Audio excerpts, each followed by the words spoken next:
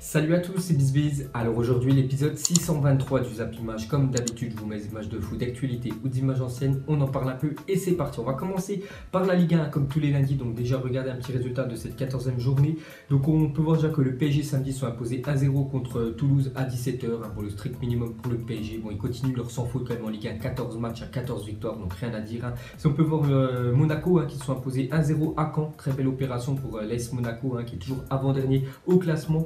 Qui leur donne un petit peu d'air, on peut dire, ces 3 points bien sûr.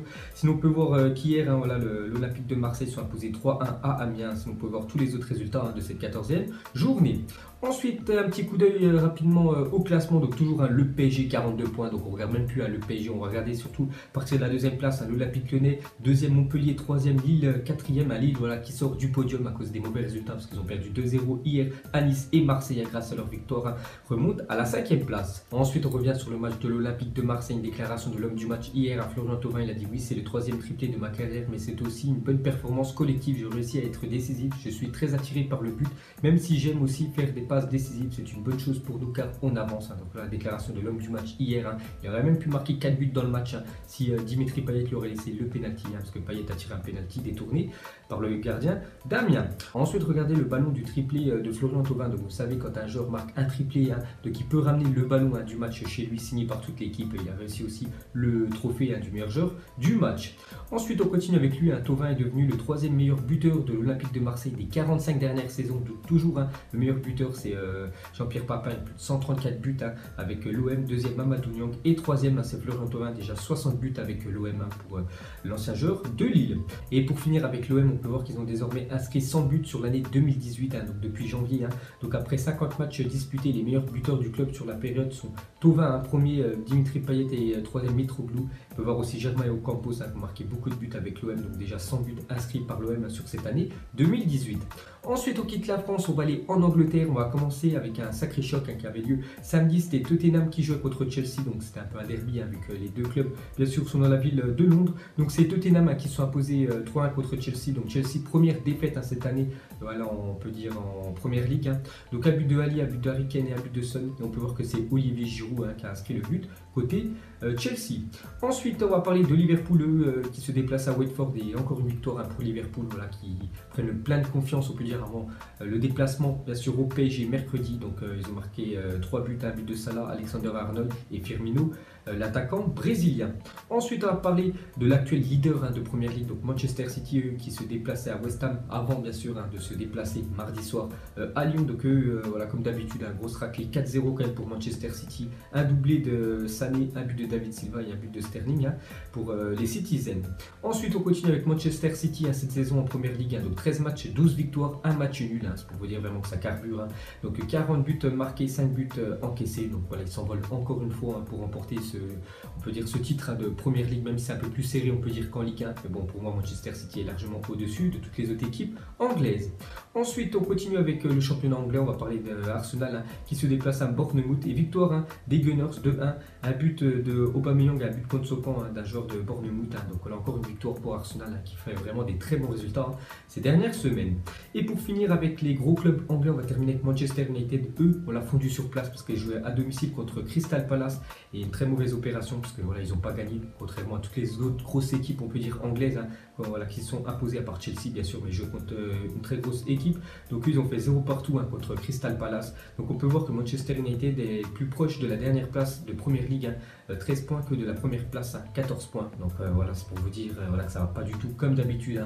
Pourtant Manchester, c'est vraiment une équipe vraiment que j'adore et c'est trop irrégulier. Il faut vraiment qu'il y ait du changement, on peut dire, à Manchester. Je pense le mieux serait quand même que Mourinho quitte le club, qui renouvelle avec un nouvel entraîneur. Pourquoi pas Zinedine Zidane l'été prochain. Donc regardez le classement de cette Première Ligue. Donc City toujours premier, deuxième Liverpool et troisième Tottenham. Ensuite, on quitte l'Angleterre, on va aller en Espagne. On va parler du deuxième gros choc du week-end. Donc c'était l'Atlético de Madrid qui joue contre le FC Barcelone. Donc score final 1 partout, un but de Diego Costa contre un but de Ousmane Dembélé. Vous vous souvenez, Ousmane Dembélé, beaucoup critiqué, mais c'est lui qui est rentré en cours de match et qui a donné voilà, ce point du match nul, bien sûr, au FC Barcelone. Donc pas de vainqueur dans ce match, franchement pas emballant. Dembélé sauveur, c'est vrai qu'il n'y a pas eu beaucoup d'occasions, c'était vraiment un match plutôt ennuyeux à regarder.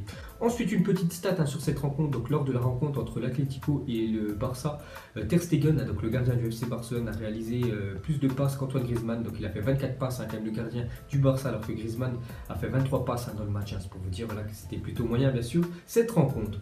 Ensuite, on va parler de Ousmane Dembélé. Donc Ousmane Dembélé échangé contre Neymar. Donc l'international français voudrait quitter le FC Barcelone. Donc on peut voir d'après le journal Goal. Donc, Dembélé a demandé à quitter le FC Barcelone et les dirigeants barcelonais seraient favorables à un départ du Français, notamment à cause de ses supposés problèmes de comportement. Donc, c'est pas qu'il a marqué, bien sûr, ce week-end, que tout, il a fait oublier son comportement voilà, sur les dernières semaines. Vous savez qu'il a loupé beaucoup d'entraînement. Il prévenait même pas qu'il allait même pas à l'entraînement. Voilà, ça c'est pas digne, on peut dire, d'un genre professionnel. Donc, lui voudrait bien sûr quitter le club. On peut voir que les dirigeants du FC Barcelone, ils pourraient, pourquoi pas, essayer de le changer contre Neymar plus de l'argent. Bon, après, ça m'étonnerait bien sûr que le PSG veulent faire cette transaction. Et pour finir avec le Barça, une petite photo de Lionel Messi et Antoine Griezmann. Donc regardez le petit crochet de Lionel Messi qui a laissé sur place, on peut dire, Antoine Griezmann. On peut le voir sur la photo de droite, c'est une statue bien sûr, parce que Lionel Messi c'est trop compliqué à l'arrêter. Ensuite on reste en Espagne, on va parler du Real Madrid qui se déplaçait à Eibar. Donc avant cette rencontre, les 4 derniers matchs du Real Madrid, c'était 4 matchs, 4 victoires. Donc ils étaient en pleine confiance depuis l'arrivée, on peut dire, de Solari. Donc ils se déplacent à Eibar à 13h un samedi. Et grosse défaite, parce qu'ils sont quand même inclinés 3-0 le Real Madrid. Donc Eibar humilié, un Real Madrid laborieux. Donc j'ai pas vu le match, c'est pour ça que je vais pas pouvoir faire un gros débrief dessus. Voilà, une grosse défaite, parce que 3-0 les gars, c'est pas rien. Et pour finir sur cette rencontre, une déclaration de Solari, l'entraîneur du Real Madrid, qui a connu sa première défaite depuis qu'il est sur le banc du Real Madrid. Donc il a dit: ce n'est pas un problème d'intensité, on n'a pas su être à la hauteur. Eibar a joué avec une paire de couilles. Donc voilà, ils ont eu beaucoup plus d'envie bien sûr que le Real Madrid. C'est ce qui a fait la différence bien sûr à la fin du match, qu'ils ont remporté le match 3-0. Ensuite on quitte l'Espagne, on va aller en Italie. On va commencer avec la Juventus qui joue contre Spal. Et encore une victoire pour la Juve, donc 2-0. Encore une fois Cristiano Ronaldo buteur, c'est lui voilà, qui ouvre la marque. Et Mandzukic marque un but en fin de match. Donc la Juve s'impose à domicile face à la Spal. Donc encore une victoire de plus pour la Juve. Ensuite on revient sur Ronaldo, écrit l'histoire de la Juventus, à peine arrivé depuis quelques mois. Donc il est déjà en train d'écrire l'histoire, donc du jamais vu depuis 50 ans quand même pour Ronaldo. Donc en fait, après l'ouverture du score lors de la victoire décrochée par la Juventus contre Spal samedi, Cristiano Ronaldo totalise désormais 9 buts en championnat, du jamais vu depuis 50 ans pour un joueur de la vieille dame à ce stade de la saison. Donc il faut revenir jusqu'à la saison 1968-1969 pour voir un joueur de la Juventus qui avait déjà marqué 9 buts après 13 journées. Et bien sûr Ronaldo, la nouvelle recrue star voilà, de la Juventus, lui a réussi à cet exploit là. Donc c'était pas arrivé depuis 50 ans à la Juve. Ensuite on reste dans le championnat italien, on va parler aussi d'un très beau match, c'était la Lazio contre le Milan AC et un partout. Donc la Lazio arrache le match nul dans les dernières secondes et empêche le Milan AC d'accéder à la 4e place. Donc un but de Correa, je crois c'est à la 94e minute, un dommage pour le Milan AC parce qu'ils auraient pu faire une très belle opération et monter bien sûr à la 4e place. Sinon on va parler d'un autre match chez Naples qui joue contre le Chievo. Ils ont fait 0 partout à domicile. Donc maintenant ils sont à 8 points de la Juventus. Donc la Juventus sont imposés 2-0. Donc on continue avec le Napoli. Donc Marek Hamsik qui est devenu le joueur le plus capé de l'histoire de Naples avec 512 matchs à toutes compétitions confondues pour le joueur slovaque. Voilà, donc c'est lui maintenant qui a joué le plus de matchs dans l'histoire du club du Napoli. Ensuite on va parler de l'Inter qui joue contre Frosinone. Belle victoire de l'Inter Milan qui sont imposés 3-0. Donc contre le promu, un doublé de Balde Keita, l'ancien joueur de l'AS Monaco. Et pour finir avec le championnat italien, donc je ne sais pas si vous avez remarqué ce week-end, en fait tous les joueurs voilà, ont mis une trace rouge sur leur joue. Donc pourquoi? Donc les joueurs de Serie A portaient une marque rouge sur le visage ce week-end en soutien à la lutte contre les violences faites aux femmes. Donc voilà pourquoi tous les joueurs, on peut voir Ronaldo et Kluivert avec une trace rouge bien sûr sur la joue.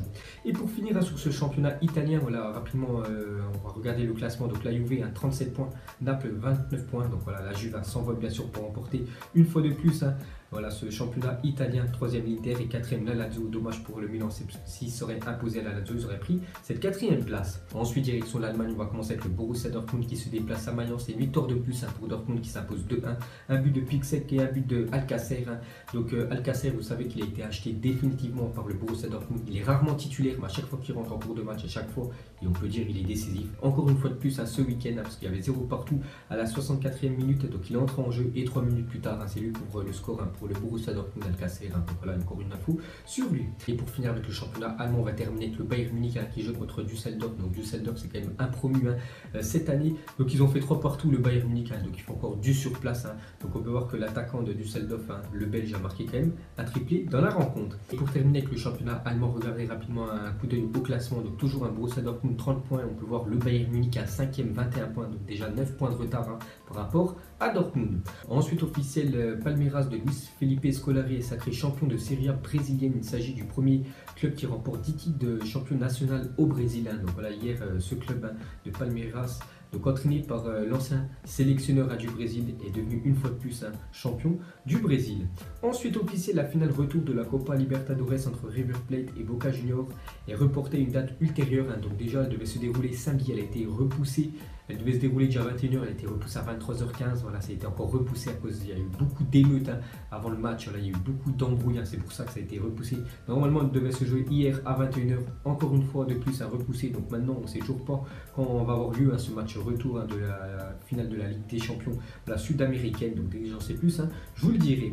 Ensuite, jetez un coup d'œil aux affiches de la semaine, parce qu'il y a de très belles affiches ce week-end, que ce soit en Ligue des Champions, en Europa League ou même en championnat. Donc voilà, on va se régaler cette semaine. Et pour finir ce zappimage, une déclaration d'Alejandro Dominguez, donc c'est le président de la Conmebol. Il a dit: nous avons proposé à la FIFA de disputer la Coupe du Monde tous les 2 ans et non tous les 4 ans, plutôt que chaque continent organise sa Ligue des Nations. Nous pouvons simplement organiser une Coupe du Monde pour tous. Donc voilà, il aimerait que la Coupe du Monde soit tous les 2 ans. Donc mettez en commentaire est-ce que vous êtes pour ou contre que la Coupe du Monde soit tous les 2 ans. Donc on annulerait bien sûr l'Euro, la Coupe d'Afrique des Nations, la Copa, on peut dire enfin sud-américaine. Donc vous préférez une Coupe du Monde tous les 2 ans ou tous les 4 ans. Donc mettez tout ça en commentaire.